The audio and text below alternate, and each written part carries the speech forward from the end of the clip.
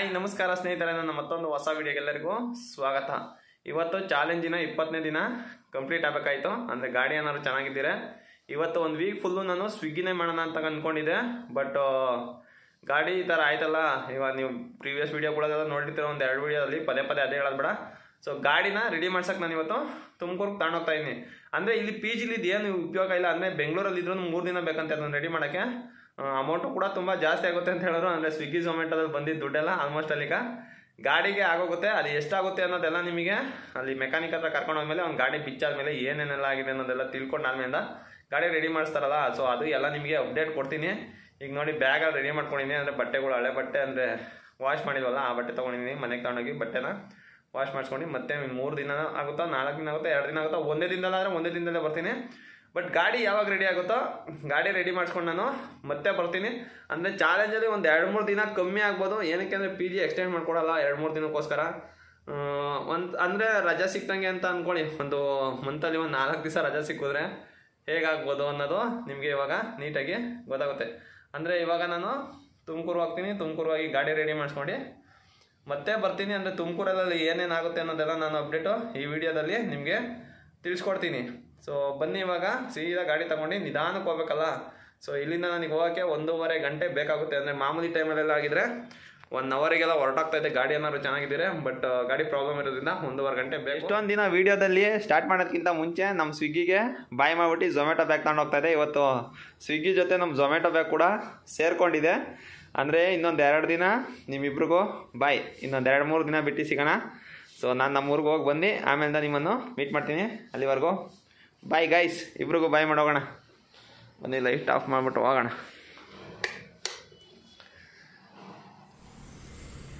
ನೋಡಿ, ಇವಾಗ ನೆಲಮಂಗಲ ಟೋಲ್ ಹತ್ರ ಬಂದಿದ್ದೀನಿ. ಅಂದರೆ ಅಲ್ಲಿಂದ ಇಲ್ಲಿಗೆ ಏನಿಲ್ಲ ಅಂದರೆ ಒಂದು 30 ಕಿಲೋಮೀಟರ್ ಆಯಿತು. ಅಂದರೆ ಇನ್ನೂ 30 ಕಿಲೋಮೀಟರ್ ನಾನೀಗ ಹೋಗಬೇಕು. ನೋಡಿ ಗಾಡಿ ಅಲ್ಲಿದೆ. ಅಂದರೆ ಇಂಜಿನ್ ಹೀಟ್ ಆಗ್ತಾ ಇದೆಯಲ್ಲ, ಸ್ವಲ್ಪ ಕೂಲ್ ಆಗಲಿ ಅದಕ್ಕೋಸ್ಕರ ಒಂದು 5 ನಿಮಿಷ 10 ನಿಮಿಷ ಬಿಟ್ಬಿಟ್ಟು ಹೋಗೋಣ ಅಂತ ಒಂದು ಟೀಗೆ ಸ್ಟಾಪ್ ಆಗಿದ್ದೀನಿ. ಅಂದರೆ ಮಧ್ಯಾಹ್ನ ನಾನು ಬರ್ತಾಯಿದ್ರೆ ಈಗ ಸ್ಟಾಪ್ ಆಗ್ತಾಯಿರಲ್ಲ, ಸೀದಾ ತುಮಕೂರಿಗೇ ಹೋಗ್ತಾಯಿದ್ದೆ. ಬಟ್ ಸ್ವಲ್ಪ ಇಂಜಿನ್ ಸ್ವಲ್ಪ ಕೂಲಾಗಲಿ ಅಂತ ನಿಲ್ಸೀನಿ ಅಷ್ಟೇ. ಸೊ ಆ ಗ್ಯಾಪಲ್ಲಿ ಟೀ ಕುಡಿದ್ಬಿಟ್ಟು ಇಂಜಿನ್ ಕೂಲ್ ಆದಮೇಲೆ ತಗೊಂಡು ತುಮಕೂರಿಗೆ ಹೋಗೋಣ. ಸೊ ಗೈಸ್, ಫೈನಲಿ ಬಂದೆ ತುಮಕೂರಿಗೆ. ಅಂದರೆ ಇವಾಗ ಗಾಡಿ ಬಿಟ್ಬಿಟ್ಟು ಏನು ಹೇಳ್ತಾರೆ ಅಂತ ಕೇಳ್ಬಿಟ್ಟು ಆಮೇಲೆ ಸೀದಾ ಇವಾಗ ಮನೆಗೆ ಹೋಗೋಣ. ಎಲ್ಲ ಮಾಡಿದ್ದೆ, ಎಲ್ಲ ಫುಲ್ ಎಲ್ಲ ಮಾಡ್ಬಿಡಿ.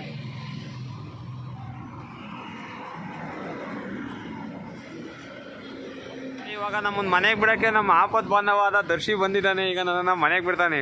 ಬನ್ನಿ ಬ್ರೋ, ಹೋಗೋಣ. ನೋಡಿ, ಅದಕ್ಕೆ ಪ್ರತಿಯೊಬ್ಬ ಫ್ರೆಂಡ್ ಇರಲೇಬೇಕು ಅನ್ನೋದು ಇದಕ್ಕೇನೆ. ನೋಡಿ ಗಾಡೀಲಿ ಬಿಟ್ಟಿದ್ದೀನಿ. ಸೊ ಗಾಡಿ ಫುಲ್ಲು ನೀಟಾಗಿ ರೆಡಿ ಆಗಲಿ, ಫೋನ್ ಮಾಡ್ತೀನಿ ಅಂತ ಹೇಳಿದರೆ ಸಂಜೆ ಅಷ್ಟರಲ್ಲಿ ನಾವು ಸೀದಾ ಮನೆಗೆ ಹೋಗೋದು. ಗೈಸ್ ನೋಡಿ, ಗಾಡಿ ಎಲ್ಲ ರೆಡಿ ಆಗಿದೆ. ಅಂದರೆ ಫುಲ್ಲು ತುಂಬ ಚೆನ್ನಾಗಿ ಮಾಡಿಕೊಟ್ಟಿದ್ದಾರೆ. ಅಂದರೆ ಲೋಕಲ್ ಗ್ಯಾರೇಜಲ್ಲೇ ಮಾಡಿಸಿದ್ದು. ಅಂದರೆ ಹೆಡ್ಡು ಬೋರ್ ಏನು ಆಗಿರಲಿವಂತೆ. ಅಂದರೆ ಏನೋ ಒಳಗಡೆ ಚೈನ್ ಮಾತ್ರ ಕಟ್ಟಾಗಿತ್ತು ಅಂತ ಹೇಳಿದ್ರು. ಚೈನ್ ಕಟ್ಟಲ್ಲ, ಲೂಸ್ ಆಗಿಬಿಟ್ಟು ಸಿಕ್ಕಾಪಟ್ಟೆ ಹೆವಿ ಲೂಸ್ ಆಗಿಬಿಟ್ಟಿತ್ತು. ಅದಕ್ಕೋಸ್ಕರ ಅಂದರೆ ಇಂಜಿನ್ ಒಳಗಡೆ ಇರೋ ಚೈನು ಒಂದು ಹೆವಿ ಲೂಸ್ ಆಗಿಬಿಟ್ಟಿತ್ತು. ಅದರಿಂದಾಗಿ ಆ ಥರ ಸೌಂಡ್ ಬರ್ತಾಯಿತ್ತು. ಅಂದರೆ ಇಂಜಿನ್ ಆಯಿಲ್ ಕಮ್ಮಿ ಆದಾಗ ಓಡಿಸಿರೋದಕ್ಕೆ ಅದು ಬಂದಿರೋದು. ಅಂದರೆ ಈಗ ಸಿಂಥೆಟಿಕ್ ಆಯಿಲ್ ಹಾಕ್ಸಿದ್ರು ಕೂಡ ಅವ್ರು ಹೇಳಿದ ಪ್ರಕಾರ ಒಂದು 3,500 4,000 ಮ್ಯಾಕ್ಸಿಮಮ್ ಓಡಿಸ್ಬೋದು ಬ್ರೋ, ಅಷ್ಟೇ. ಅದಕ್ಕಿಂತ ನೀವು ಜಾಸ್ತಿ ಓಡಿಸಿರೋ ಅದಕ್ಕೆ ಅಂತ ನನಗೆ ಶೋರೂಮಲ್ಲಿ ಹೇಳಿದ್ದು. ಸಿಂಥೆಟಿಕ್ ಆಯಿಲ್ ಹಾಕ್ಸಿದ್ಮೇಲೆ 5 ಕಿಲೋಮೀಟ್ರ್ ಓಡಿಸ್ಬೋದಾಗಿತ್ತು ಅಂತ ಅವರೇ ಕೂಡ ಬರೆದಿದ್ದಾರೆ ಇಲ್ಲಿ. 5,000 ಕಿಲೋಮೀಟರಿಗೆ ನೋಡಿ, 5,000 ಕಿಲೋಮೀಟರಿಗೆ ಅಂತ ಬರೆದಿದ್ದಾರೆ. ಬಟ್ ಅವ್ರು ಬರೆದಿದ್ರು ಕೂಡ ಅಷ್ಟೇ, ಅಷ್ಟು ಓಡಿಸ್ಬಾರ್ದಂತೆ. ಅಷ್ಟು ಓಡಿಸೋದ್ರಿಂದ ಈ ಥರ ಎಲ್ಲ ಪ್ರಾಬ್ಲಮ್ ಬರುತ್ತಂತೆ. ನೆಕ್ಸ್ಟಿಂದ ಒಂದು 3,500-4,000ಕ್ಕೆ ಚೇಂಜ್ ಮಾಡಿಸ್ರಿ, ಜಾಸ್ತಿ ರಿಸ್ಕ್ ತೊಗೊಳಕ್ಕೆ ಹೋಗ್ಬೇಡ್ರಿ ಅಂತ ಹೇಳಿದ್ರು. ಅಂದರೆ ಚೆನ್ನಾಗಿದೆ ಅಂತ ಇಂಜಿನ್, ಏನು ಪ್ರಾಬ್ಲಮ್ ಇಲ್ಲ. ಇನ್ನೂ 40,000-50,000 ಕಿಲೋಮೀಟರ್ ಬೇಕಾದ್ರೆ ಓಡಿಸ್ಬೋದು. ಏನು ವೈಟ್ ಬಗ್ಗೆ ಏನು ಬರ್ತಾಯಿರ್ಲಿವಲ್ಲ, ಏನು ತೊಂದರೆ ಆಗಿಲ್ಲ ಅಂತ ಹೇಳಿದ್ರು ಅವರು.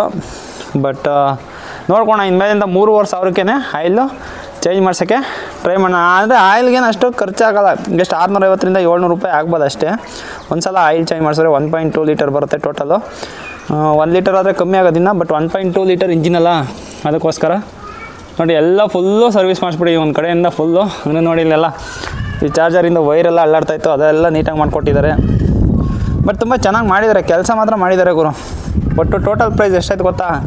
ಅದೆಲ್ಲ ರೆಡಿ ಮಾಡಿ ಫುಲ್ಲು ಸರ್ವೀಸು ಆಯಿಲು ಎಲ್ಲ ಹಾಕೋಕ್ಕೆ 2,500 ರೂಪಾಯಿ ತೊಗೊಂಡ್ರು. ಅಂದರೆ ನೀಟಾಗಿ ಚೀಪ್ ಆ್ಯಂಡ್ ಬೆಸ್ಟಾಗಿ ಚೆನ್ನಾಗಿ ಕೆಲಸ ಮಾಡಿಕೊಟ್ಟಿದ್ದಾರೆ.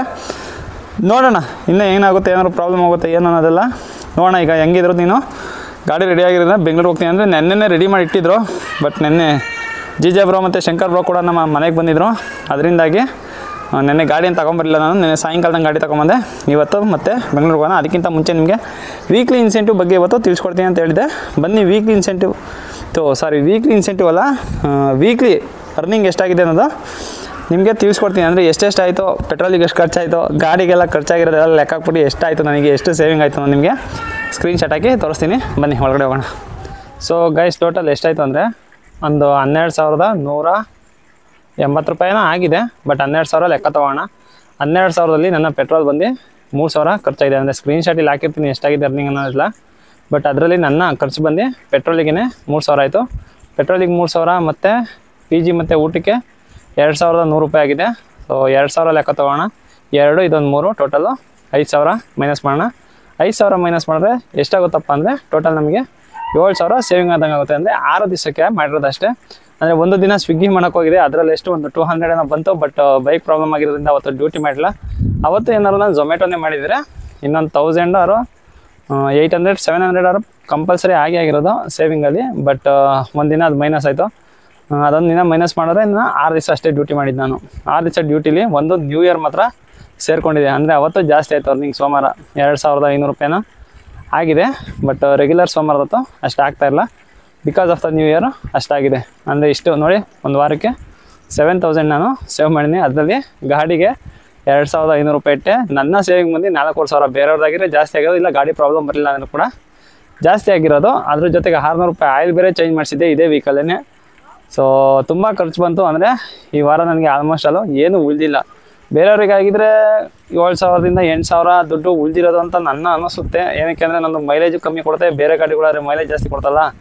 ಸೊ ಪೆಟ್ರೋಲಿಗೆ ಏನಾದ್ರು ಒಂದು 100ರಿಂದ 200 ರೂಪೀಸ್ ಅವರಿಗೆ ಉಳಿಯುತ್ತೆ. ಬಟ್ ನನಗೆ ಪೆಟ್ರೋಲಿಗೂ ಕೂಡ ಜಾಸ್ತಿ ಆಗುತ್ತೆ. ಅದರಿಂದಾಗಿ ಪೆಟ್ರೋಲು, ಗಾಡಿ ಸರ್ವೀಸು ಮತ್ತು ಜೊತೆಯಲ್ಲಿ ರೂಮು, ಊಟ ಎಲ್ಲ ಕಳೆದು ನನಗೆ ಏನಿಲ್ಲ ಅಂದರೂ ಅರೌಂಡ್ ಒಂದು 4,500 or 4,000 ಉಳಿದಿದೆ ಅಂತ ಅನ್ಬೋದು ಅಷ್ಟೇ ವಾರದಲ್ಲಿ.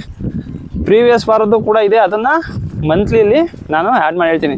ಅಂದರೆ ಈಗ ಇದರಲ್ಲಿ 2 ದಿನ ರಜಾ ಬೇರೆ ಆಗಿಬಿಟ್ಟಿದೆ. ಅಂದರೆ ಗಾಡಿ ತೊಗೊಂಡಿಲ್ಲಿಗೆ ಬಂದಿನಲ್ಲ ಊರಿಗೆ, ಆ 2 ದಿನದ ರಜಾ ಬೇರೆ ಆಗಿದೆ. 2 ದಿನ ಒಟ್ಟು ಅದೊಂದು 3 ದಿನ ರಜಾ ಸಿಕ್ತಂಗತ್ತೆ ಮಂತಲ್ಲಿ.